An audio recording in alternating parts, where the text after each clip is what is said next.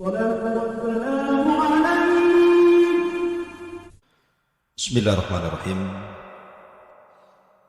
Assalamualaikum warahmatullahi wabarakatuh. Kita akan membahas sebuah kisah yang cukup menarik. Ulama menyebutnya kisah Ashabul Qaryah yang terdapat dalam surah Yasin. Kisah ini banyak pelajaran dan syarat dengan ibrah, terutama bagi Anda seorang dai. Bagaimana setiap orang yang berdakwah itu akan mendapatkan tantangan dan rintangan, sehingga perlu adanya kesabaran. Ma'asyiral muslimin yang dimuliakan Allah Subhanahu wa taala, kisah ini dicantumkan dalam surah Yasin, tepatnya pada ayat ke-13 sampai kepada ayat 21. Baik, kita akan mulai kisah ini. Berawal dari Nabi SAW diperintahkan Allah Subhanahu wa taala dalam surah Yasin, wadrib lahum mathalan ashabal qaryati id ja'ahal mursalun. Dan buatlah sesuatu perumpamaan bagi mereka. Maksudnya mereka di sini orang-orang musyrik Arab, yaitu sebuah penduduk sebuah negeri ketika diutus kepada mereka utusan-utusan. Kisah Ashabul Qaryah ini, sebagian ahli tafsir mengatakan bahwa peristiwa ini terjadi di sebuah negeri yang disebut dengan Antakya. Dan apabila disebut Antakya, maka akan tersirat dalam benak kita tentang penyerbuan Khalifah Mu'tasim kepada negeri ini dalam sejarah Islam. Ma'asyiral muslimin yang dimuliakan Allah Subhanahu wa taala, negeri Antakya ini Allah Subhanahu wa taala takdirkan pemimpinnya persis seperti Fir'aun, memaksakan kehendak dan memaksakan rakyatnya untuk menyembah berhala. Akhirnya kemudian penduduk Antakya pun menjadi para penduduk yang menyembah berhala. Dan Nabi SAW diperintahkan Allah Azza wa Jal untuk menceritakan kisah Ashabul Qaryah ini kepada orang-orang musyrik Arab, karena kondisi Ashabul Qaryah yang diutus kepada mereka bukan hanya satu rasul, bahkan 3 rasul dalam satu daerah, kemudian mengalami penolakan dari Ashabul Qaryah ini. Itu persis yang dialami Nabi SAW terhadap orang-orang Quraisy Arab ketika di permulaan dakwah Rasul. Banyak ditentang dakwahnya. Bagaimana Nabi SAW kemudian diuji oleh Allah Subhanahu wa taala dengan penolakan orang-orang Arab ketika itu. Nabi SAW dikatakan gila, Nabi SAW dikatakan penyihir, dikatakan pemecah belah, bahkan tidak segan-segan terkadang Nabi SAW diancam, bahkan ada upaya pembunuhan. Begitulah dakwah para nabi dan rasul. Maka Allah Subhanahu wa taala berfirman, wadrib lakum mathalan ashabal qaryah, dan buatlah sebuah perumpamaan bagi mereka, yaitu penduduk sebuah negeri, penduduk Antakya, di mana penduduknya para penyembah berhala. id ja'ahal mursalun, ketika datang kepada mereka utusan-utusan Allah Subhanahu wa taala. Ada yang mengatakan bahwa utusan-utusan ini adalah Hawariyun Isa bin Maryam. Jadi Isa ibn Maryam ketika itu mengutus 3 Hawariyun agar berdakwah di negeri Antakya.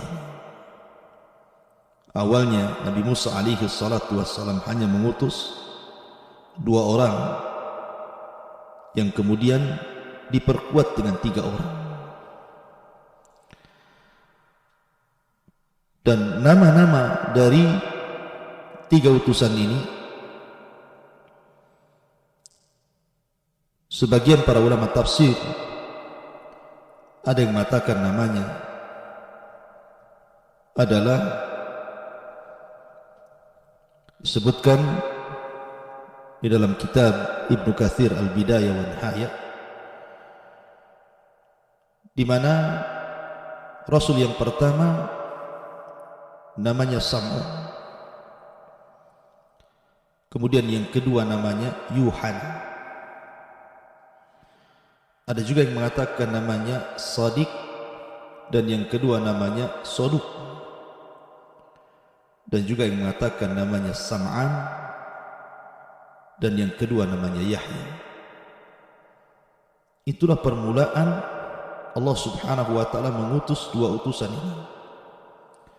Makanya Allah mengatakan id arsalna ilaihim itsnaini fakadzabuhuma, yaitu ketika kami mengutus kepada mereka 2 utusan, tetapi penduduk Antakya justru malah mendustakan 2 utusan ini. Kemudian Allah katakan fa'ajazna bitsalitsin, maka karena 2 tidak cukup, masih didustakan oleh penduduk Antakya, maka diutuslah 1 utusan lagi, seorang Rasul. Diutus kepada mereka 3 nabi sekaligus. Subhanallah. Harusnya ketika dalam sebuah tempat itu semakin banyak nabi yang diutus, tentu penerimaan dakwah harus semakin mudah, karena 1 orang yang berdakwah tentu akan berbeda dengan 2 atau 3 orang yang berdakwah. Tetapi Allah Subhanahu wa taala sudah tutup hati-hati orang Antakya ini, sehingga mereka justru menolak dakwah 3 utusan ini. Lihat bagaimana penolakannya. Pertama dimulai dengan takdzib. Mereka mendustakan 3 utusan yang Allah utus kepada mereka. Faqalu, ketika para utusan itu mengatakan inna ilaikum mursalun, sesungguhnya kami diutus oleh Allah Subhanahu wa taala untuk berdakwah kepada kalian. Lihat jawabannya. Qalu ma antum illa basyarun mithluna wa ma anzala rahmanu min syai'in in antum illa takdzibun. Mereka mengatakan,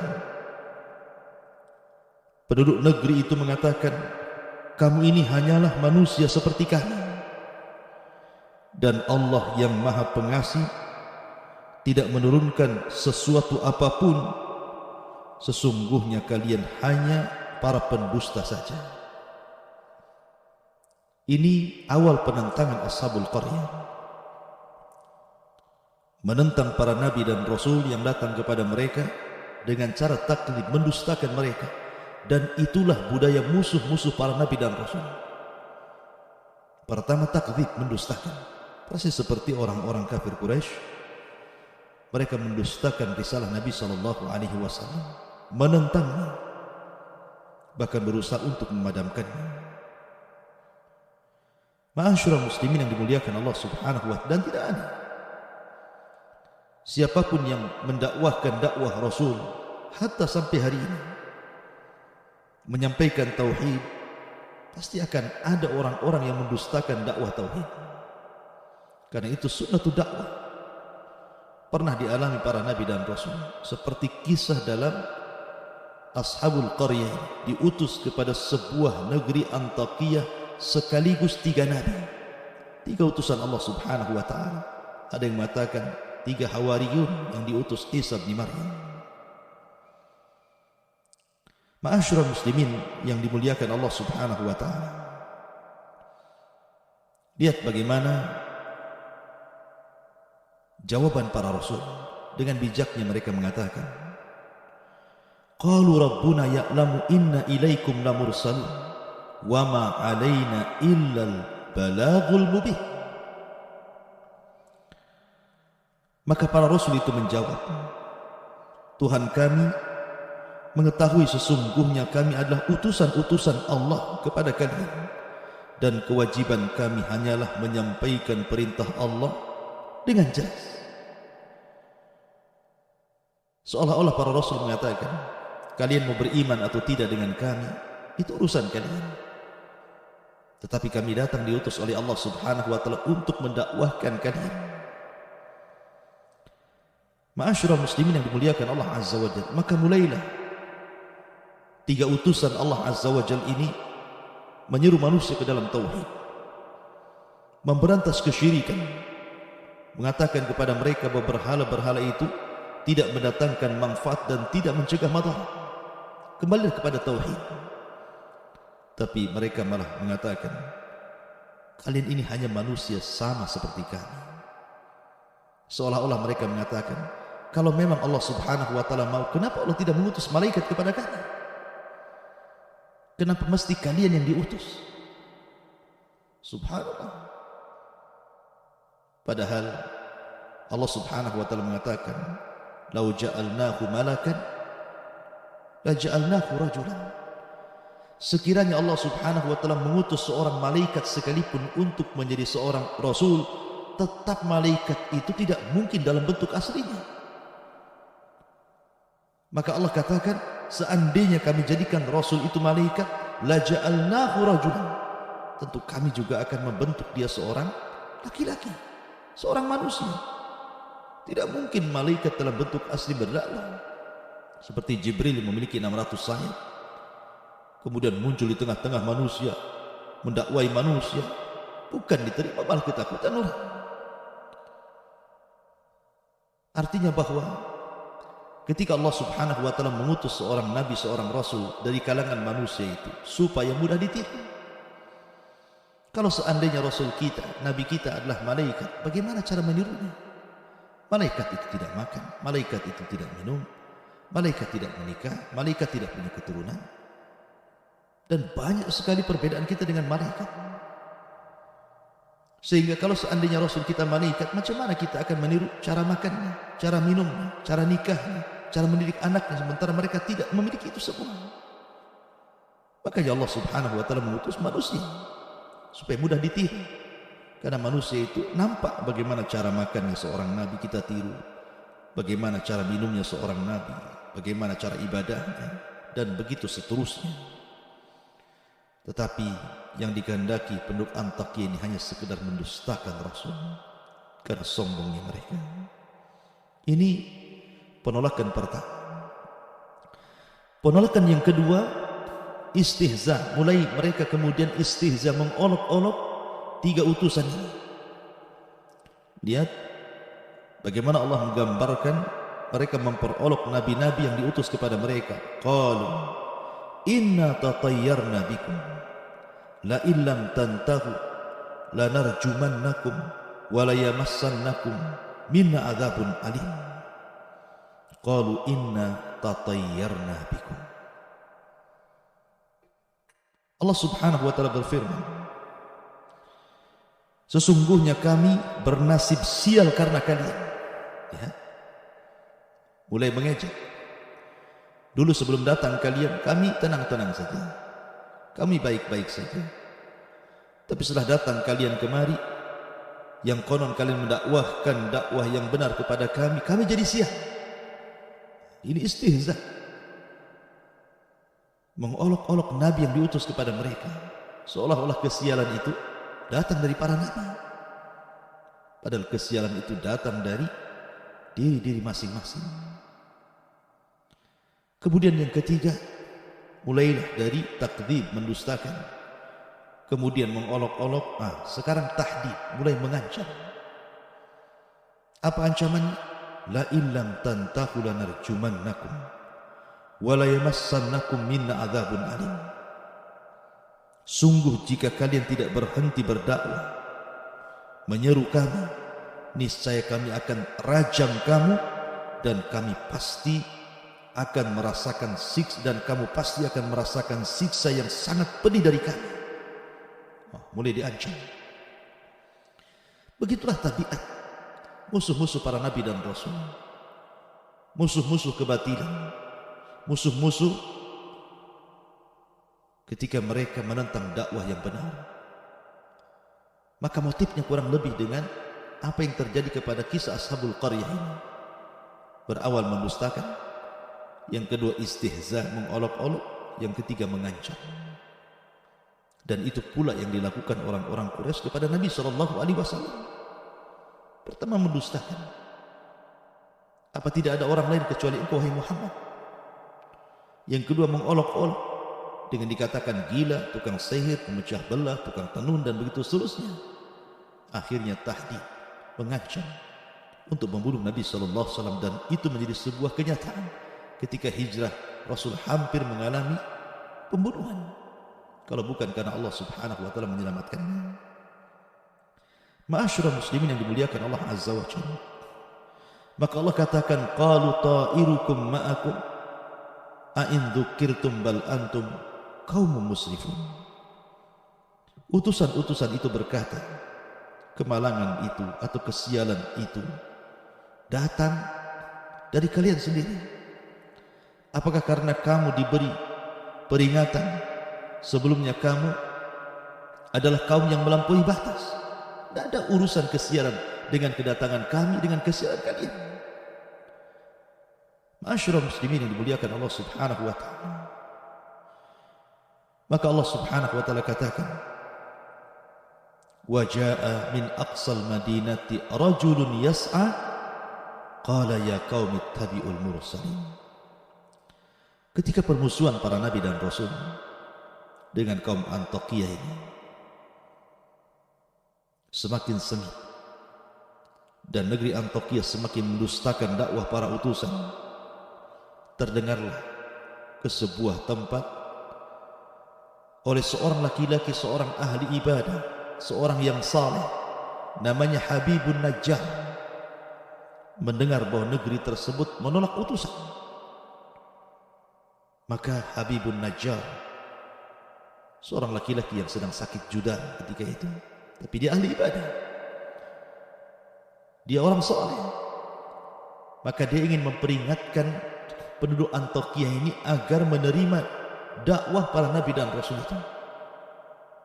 Maka berangkatlah Habibun Najjar, sehingga Allah Subhanahu wa taala katakan, wa jaa'a min aqsal madinati rajulun yas'a qala ya qaumi ittabi'ul mursalin. Dan datanglah dari ujung kota seorang laki-laki yang bernama Habibun Najjar, dengan bergegas dia pun berkata kepada penduduk Antiokhia, wahai kaumku, ikutilah utusan-utusan itu.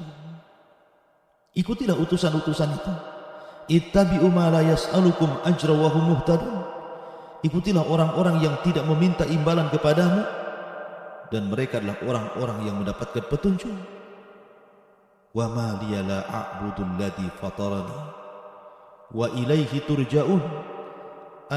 A'attakidu min dunihi alihatan iyuridni ar-rahmanu bidurrin la tughni anni syafa'atuhum syai'a wa la yunkidhun. Inni idzan la fi dhalalin mubin. Inni amantu bi rabbikum fasma'un. Maka mulailah Habibun Najjar memberikan nasihat kepada penduduk Antiokhia yang menolak dakwah 3 utusan itu. Dan dia mengatakan, ikutilah orang yang tidak meminta imbalan kepadamu, dan mereka adalah orang-orang yang mendapatkan petunjuk, dan tidaklah ada alasan bagiku untuk tidak menyembah Allah yang telah menciptakanku, dan hanya kepadanya lah kamu akan dikembalikan. Kenapa aku akan menyembah Tuhan-Tuhan selainnya? Jika Allah yang Maha Pengasih menghendaki bencana terhadapku, pasti pertolongan mereka tidak berguna sama sekali bagi diriku, dan mereka juga tidak dapat menyelamatkanku. Sesungguhnya, jika aku berbuat begitu, pasti aku akan berada dalam kesesatan yang nyata. Sungguh aku beriman kepada Tuhanmu, maka dengarkanlah pengakuan keimananku. Lihat bagaimana Habibun Najjar terus menasihati, memberikan permisalan terhadap dirinya yang beriman kepada para utusan itu. Akan tetapi, apa yang terjadi?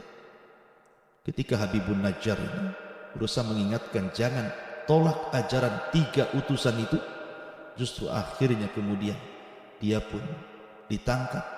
Ada yang mengatakan digalikan lubang, dimasukkan ke dalam lubang, kemudian dirajam sampai mati. La haula wala quwata illa billah.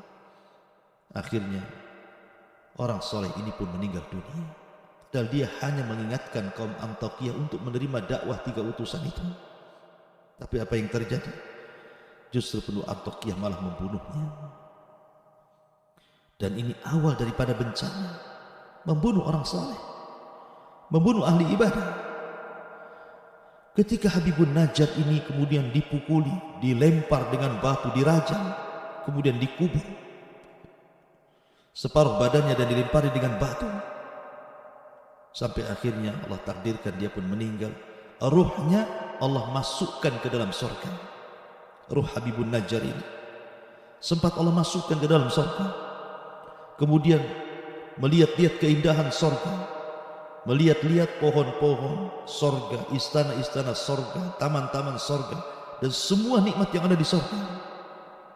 Maka Allah mengatakan dalam Al-Quranul Karim, qila dkhulil jannah qala ya laita qaumi ya'lamun bima ghafarari rabbi wa ja'alani minal mukramin.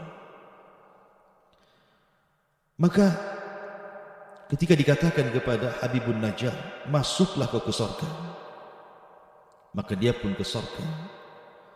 Ketika itu dia berkata, alangkah baiknya seandainya kaumku mengetahuinya. Aku sudah di surga sekarang. Coba kalau seandainya kaumku tahu bahwa ketika aku mati dan Allah masukkan aku ke surga, tentu mereka tidak akan menolak utusan-utusan itu.